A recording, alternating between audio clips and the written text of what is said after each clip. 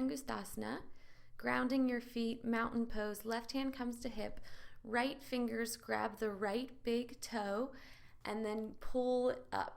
So you're pulling your shoulders back, your scapula is engaged down on your back, and then you're bending your elbow to pull those toes towards you for 5 breaths.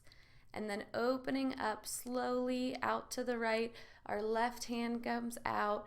We can gaze towards the left corner of the room for 5 breaths, and then bringing it back to center, pulling it towards you, gaze toward the toe, and then release for 5 breaths, static hold, really engaging the core, keeping that leg as high as possible, and release. And then repeating it on the left side, so finding your balance, grabbing those left big toes, and then bending your elbow to pull them closer towards you. Your gaze should be towards your toes.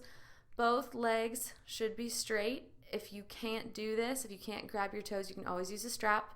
After 5 breaths, open it up to the left, gaze over to the right side of the room just so that you don't lose your balance unless you can gaze all the way over your hand for 5 breaths. Once again, bending that elbow to get your leg a little bit higher, and then bringing it forward, pulling it knee to nose, and then releasing for a hold, 5 breaths, engaging your entire body.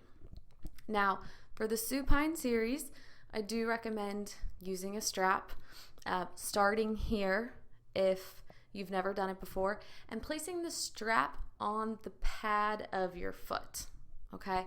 And then as you're laying down, just pulling that towards you. You can use both hands for this, or if you'd like to mimic the standing pose, bringing your left hand down to your left hip just to make sure that it doesn't come up off the mat as you pull it towards you, okay? And then when you begin to open it up out to the side, same thing. Taking your hand down to that hip, making sure that equal pressure is going into both of them. And then as you pull it forward, knee to nose is a lot easier to see here as we're laying down. And then of course, we don't really need to do the release, the hold, that active stretch because we're laying down. So as we switch to the other side, it's the same thing. Strap goes on the pad of the foot, pull it towards you for 5 breaths, open it up for 5 breaths, keeping those hips down, shoulders down.